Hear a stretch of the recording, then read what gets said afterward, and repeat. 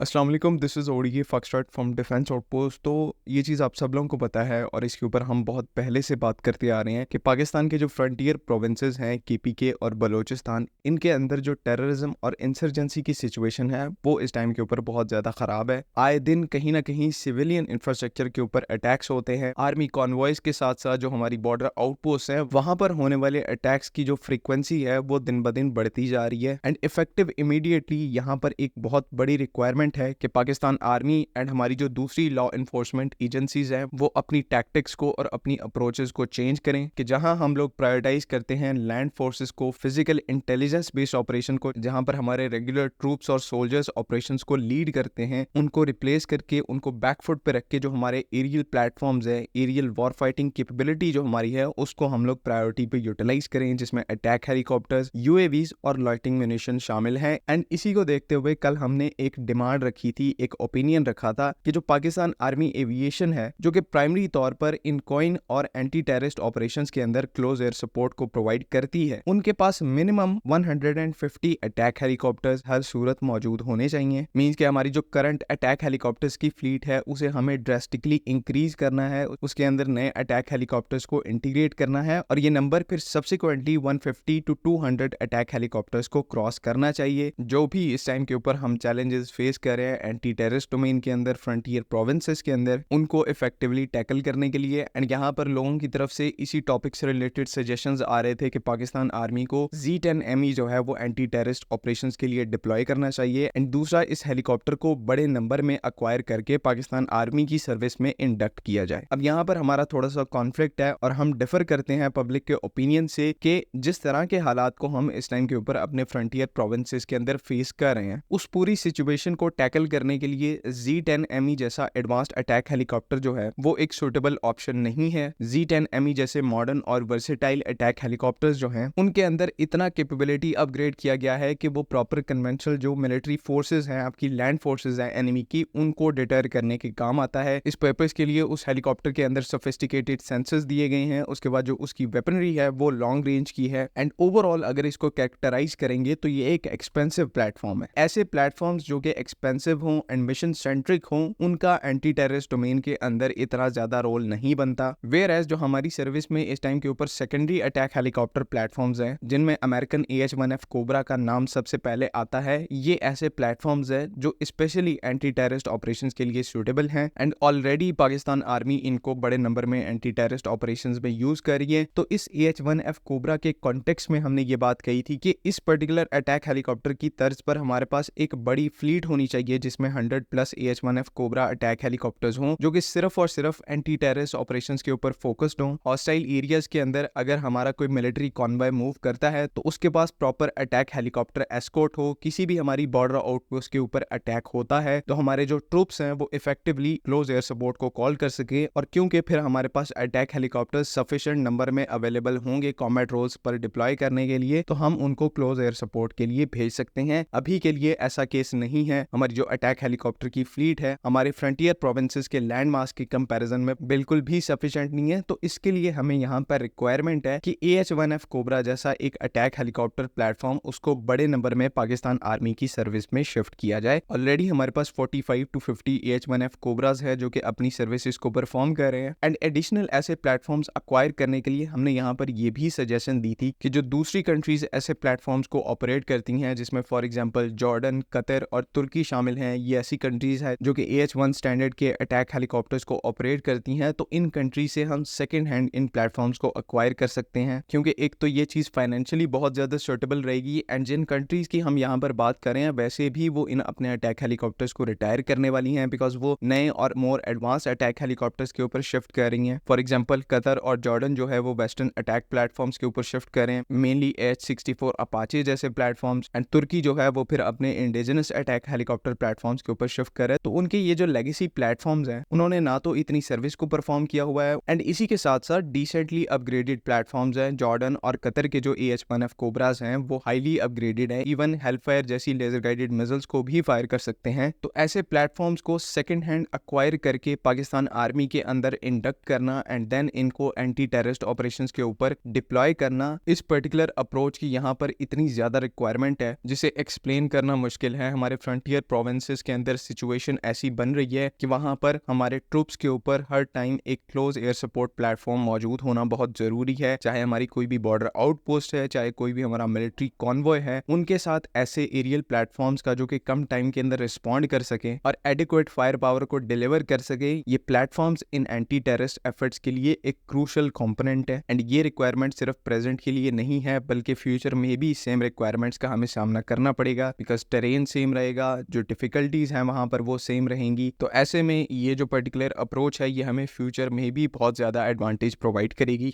I hope कि यहाँ तक तमाम चीजें क्लियर हैं। रिगार्डिंग Z10ME से रिलेटेड जो कंफ्यूजन है ये हम लोग बात पहले भी कर चुके हैं कि Z10ME ऐसा प्लेटफॉर्म है जिसको इंडिया को काउंटर करने के लिए अक्वायर किया जा रहा है एंड इंडिया के बॉर्डर के नजदीक ही उस अटैक हेलीकॉप्टर को डिप्लॉय किया जाएगा। 50 के नंबर में इनिशियली हम लोग अक्वायर कर रहे हैं एंड रिपोर्ट्स के मुताबिक इन हेलीकॉप्टर्स की जो प्रोडक्शन फैसिलिटी है उसे फ्यूचर में पाकिस्तान के अंदर खोला जाएगा। एंड अगर ऐसा होता है तो डेफिनेटली Z10ME अटैक हेलीकॉप्टर्स के नंबर भी पाकिस्तान आर्मी के अंदर इंक्रीज होंगे, 100+ ये नंबर जो है वो जा सकता है। लेकिन ये बात की बातें हैं, अभी के लिए फोकस जो हमारा होना चाहिए वो हमारे काउंटर टेररिज्म ऑपरेशंस हैं। उन ऑपरेशंस को परफॉर्म करने के लिए किस तरह के प्लेटफॉर्म की रिक्वायरमेंट है, इन चीज़ों के ऊपर हमें फोकस करना है और इन्हीं को हमें हाईलाइट करना है। अगर इस टॉपिक से रिलेटेड कोई कंफ्यूजन है तो काइंडली आप कमेंट्स में ज़रूर पूछ सकते हैं। बाकी अगली वीडियो तक के लिए अल्लाह हाफ़िज़। पाकिस्तान जिंदाबाद।